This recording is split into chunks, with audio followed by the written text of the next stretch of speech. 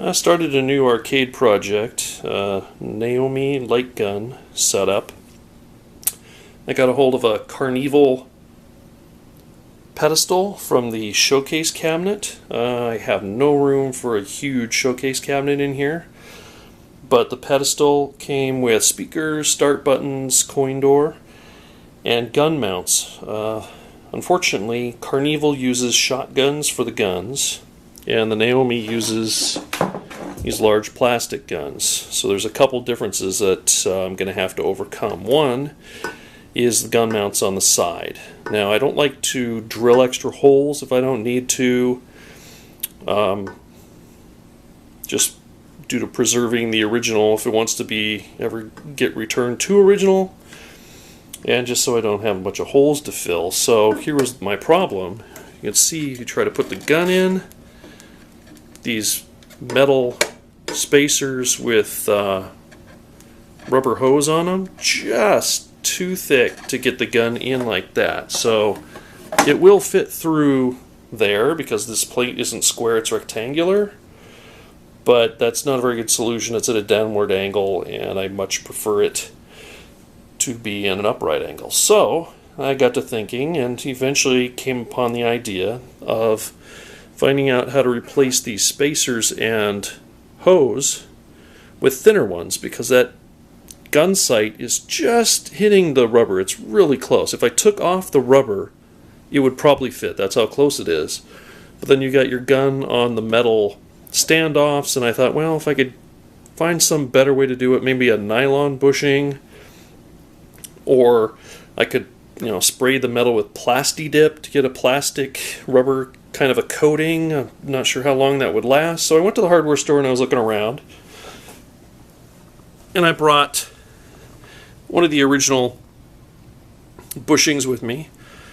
It's quite a thick diameter steel bushing or sleeve, whatever you want to call it there, and plastic tubing. And eventually in my travels around hardware store, my local Ace Hardware, I found this, and I'm not sure if this camera's going to focus, but this is brass tube with a 5/16 inch outside diameter, and it fits the bolts just perfectly that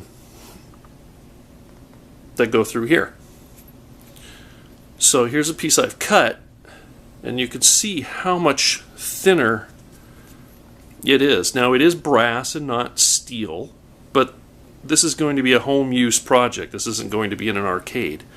Even if it was an arcade, I think it would still be strong enough, because the inside diameter of that tube is so close to the bolt that goes through it that I don't think it's going to bend. If it does, it'll just get like a ding in it, but it can't compress too far because it's about the same diameter as the bolt. So then I'm like, well, that's really cool. Do they have a rubber tube that'll fit it? And they did. They have a 5/16 inside diameter rubber tube. And I won't stick it on right now because I'm filming with one hand, but it just fits. I mean, you can't get this in with your fingers. I just kind of hold the tube and push this up against something flat. I used a table, a work table, not a nice table, and pushed the hose down, and the hose is really tight, really snug fit. I polished the brass before I did it, so they look pretty nice, and the end result is over here. So here you can see that I've got the brass sleeves that I cut myself with rubber tubing.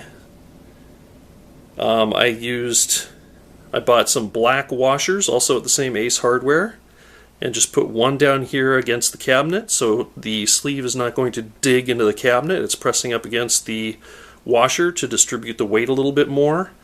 They didn't have it on the original because that metal sleeve was so thick that it had enough load pressure spread out that you didn't need to do that, but I thought it'd be a good idea to put a black washer there.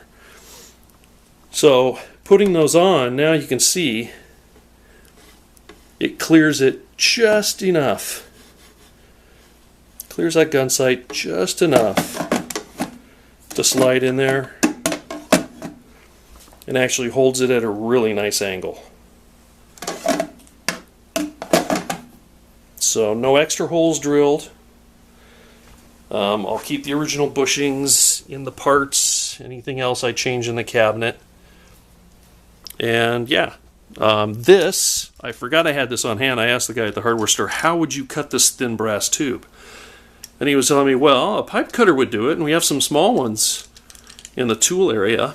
And then I remembered I bought this a long time ago to do some work in the house, and it's just been sitting in the tool storage ever since. So I got it out, and it works perfect. Empire brand, I think I might have got it at the same Ace Hardware years ago. It's basically dial at the bottom, pushes this cutting wheel up into these rollers, and you put the tube in there, and it holds the tube level, and then you spin the tube with your hand on this small one. If it's a big pipe, you actually rotate the wrench around, and it cuts, it basically digs into the metal a little bit. Then you tighten the knob at the bottom, which puts more pressure, and you rotate it again. You just slowly keep rotating it, increase the pressure, rotate, increase the pressure until it cuts the pipe. And it does a beautiful job. You probably can't see it with this camera. Excuse my dirty floor. But it slightly rounds the edge because it's basically cutting in and pressing as it goes. But that's actually a good feature for this because it shrunk it just a little bit more. So where that's pushing up against the washer, it's giving it more contact. So yeah, I basically just kind of have eyeballed, because it doesn't have to be perfect. I put one cut one up against the tube, and then I wrap a piece of blue tape around, so it's pretty darn close to the same height. Then I put the tube in until it reached the tape. The cutting blade was touching the tape. And like I said, I spun the tube by hand. Cuts off a nice piece. Made 4 of them for this first one. I'll need to make another 4 for the other side. 3, because this is already made. Polish the brass. Put it in the tubing. Pipe cutter won't cut the tubing because it's obviously it's soft. It has give. So all I did was, once I pushed it into the tubing, I got an X-Acto knife, and I just hand trimmed it, because it doesn't have to be perfect. You just hand trimmed it so it's about the same length, even with the cut bottom. And then when you screw it into the cabinet, if you're just a little bit off, it'll just mushroom it a little bit, and you can't even tell. It looks perfect. So yeah, I just thought I'd make a little video. I haven't made an arcade video in a while. My latest project. It came with standard player buttons. I've ordered a couple lit player buttons. The Naomi lights flashes the lights for players 1 and 2 when there's credits. So I want to put flashing lights in there. Then I'll be running the wires down. I haven't figured out where the Naomi's going to go. I might see if I can modify the coin door setup apart.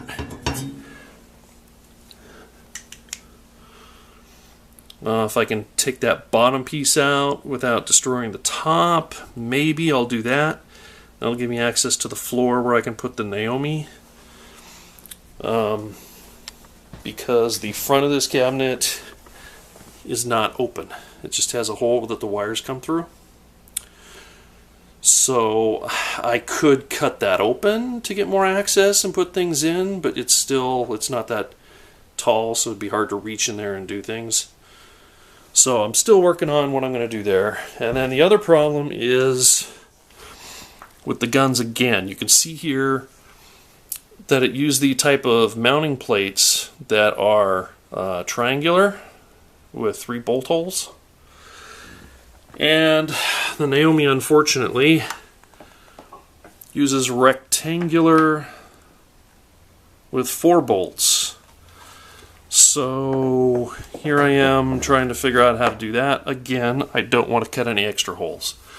Now on eBay there are a lot of used guns and just the harness with no gun on the end of it that are for sale, and I've seen a used parts place or two that actually have just the triangle, so I'll probably just end up buying that. I could buy some sheet metal and try and make one myself, but for the time and effort of that, I think I'd be better off just buying a used one. So that's probably what I'll do there. Yeah, I guess that's about it for today. Just really happy that local hardware store had parts that let me make really nice gun holders there. I thought if anybody else tries anything similar or has a situation on some other cab where they're using spacers and tubing, they might like to know what I did, because, by the way, this saved a ton of money. The reason I did it this way, I can get spacers that fit this, but it would have to be two. They didn't have any that were long enough, made out of steel. So it would cost over $3 per sleeve just for the metal. And you got to get 8 of them. And I knew there had to be a cheaper way.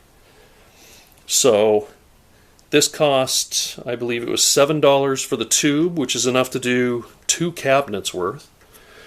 I think the tubing was about 60 cents a foot, and I got 4 feet. I got 4 feet because I'm just being a